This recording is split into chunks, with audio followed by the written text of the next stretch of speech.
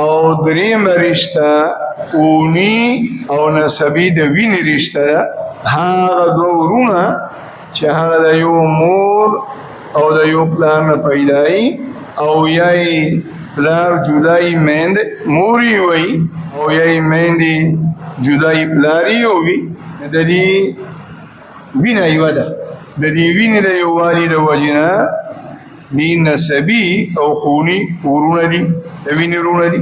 نو نبی علیه السلام فرمایي او دین اسلام تمام انسانیت دا تعلیم ورکوي چې د دنیا په د عارضي ژوند کې تاسو یو بل ورونه وګڼئ، انساني ورونه او بیا ایماني ورونه او بیا خوني ورونه، نو ستاسو ژوند به د خوشحالۍ ژوند وي.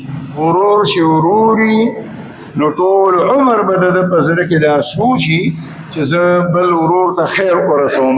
ورور چې وروري نو تمام عمر او زندگی به د هغه په زړه کې دا تمنای چې چېرته زما د لاسه زما بل ورور ته ضرر ونه رسي، زړه ته یې خفګان ونه رسي، د هغه جسم ته خفګان ونه رسي، مال ته زما د اړخه نقصان ونه رسي، د هغه آبرو او عزت ته نقصان ونه رسي. نو دی به په پېښور کې ناست دي او ورور به په امریکا کې ناست دي، خو په پېښور کې به دی د بل چا په مخ کې د هغه ورور په باره کې داسې خبره نه کوي چې د هغه زړه ته به درد ورسي او یا د هغه حیا ته به نقصان ورسي یا د هغه عزت ته به نقصان ورسي.